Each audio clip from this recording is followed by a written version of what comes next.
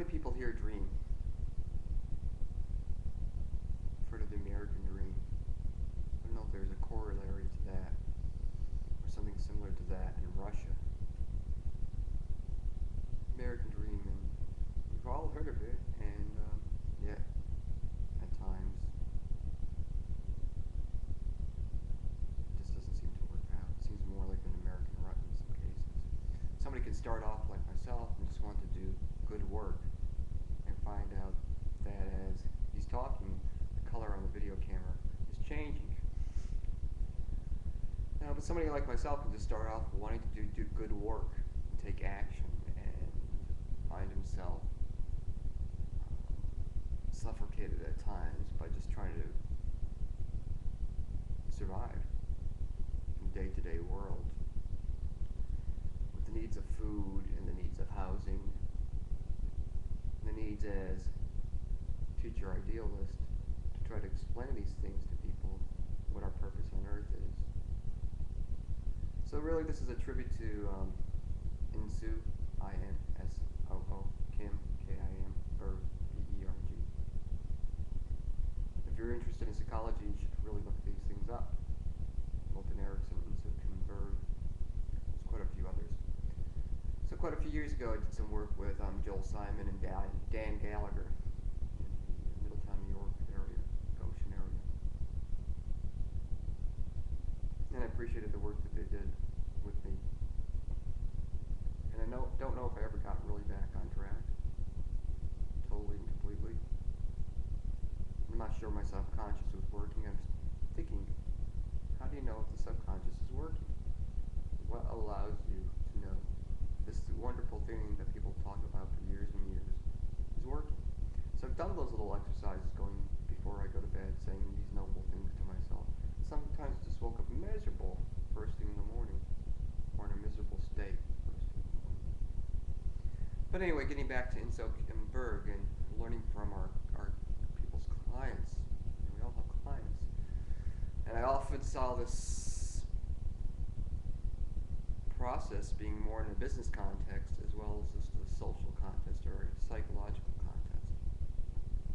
But one of the questions is, suppose you went to bed tonight, and the problem that you thought you had suddenly and miraculously disappeared. But because you were sleeping, and while you were sleeping, this problem miraculously disappeared.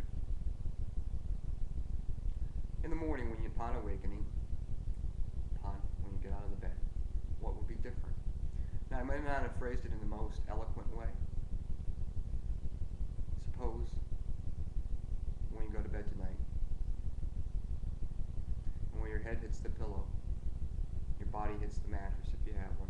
Some people don't. I'm still sleeping on the floor after all these years. Serta, help me out.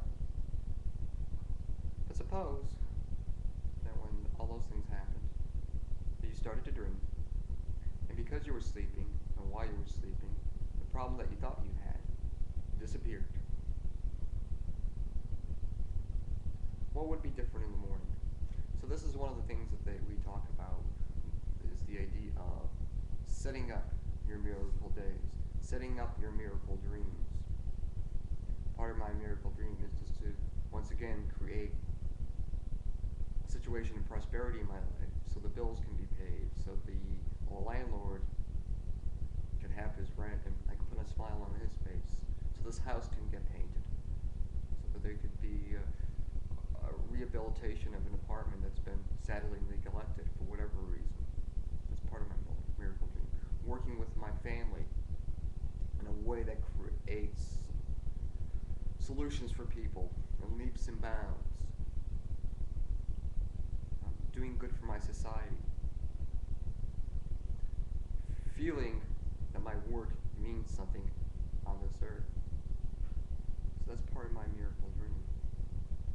Knowing that these terms that we use, such as miracles, this is something that's actually practiced in my church, the belief in miracles.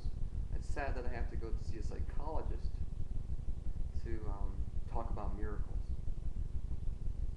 the fear of miracles, that would disappear. Knowing that they were there, that would be an important part of this miracle. The miracle will take place in the voice, in the way one conducts himself in a bodily fashion, how the physiology.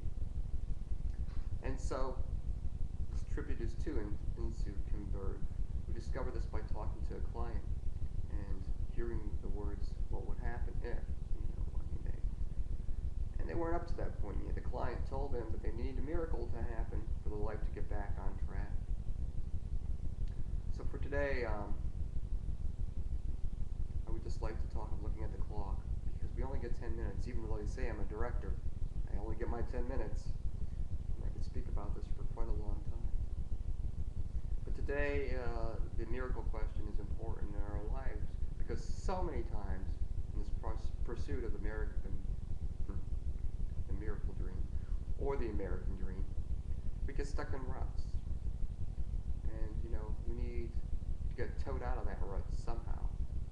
Come up with ingenious ways of getting us out of that rut. And we need to use that God-given talent of ingenuity and creativity. And I don't care if it's an African-American world, a Chinese world, or a white world, or a pink world. That's sadly lacking, because we're seeing companies going out of business because they fail to create solutions. They fail to see the trends. They fail to keep up with the times. And so another question that's asked in short-term brief therapy, solution-focused brief therapy, is the question, not a question really, is how did you survive? So you went through this, and this, and that, and that. This one treated you terribly, and that one treated you terribly, and the systems failed you. How did you survive? So we take the problem and create a situation of strength instead. And that's very important. Now, one of the things I was thinking of with all the people that admired Insoo Berg and all the work that she did is that there should be some video dedication to her on the internet. So once again, talking the talk, walking the walk. And I really don't know her history that well. I do know one thing, that I always wanted to meet her. And in some ways I have through the use of video technology. However,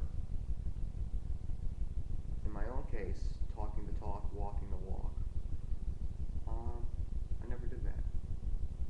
And I've seen this happen once or twice in my life at least, where I thought, I'd really like to meet that person.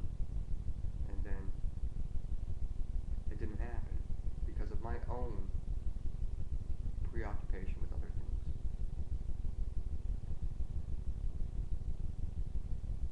So one of the other things that they solution-focused people believe in is the theory of exceptions. There's always an exception to the rule. So hubby's yelling at you day 1, day 2, day 3, day 4, day 5. During those periods, there are periods when he doesn't yell. He doesn't scream. He doesn't curse at you. And it's all about what we notice with our eyes and our ears and our mouth. And just what we notice and how we notice it. So suppose something was different. What would you notice? What would other people notice if things were different in your life? If the problem you thought you had disappeared, vanished, what would be different? And so that's all very important. So I thank you for your time. And the homework assignment today is to look for those exceptions when the problem does not occur.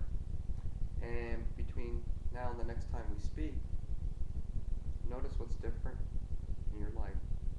Notice what is working, and notice how you've gotten back on track. I thank you.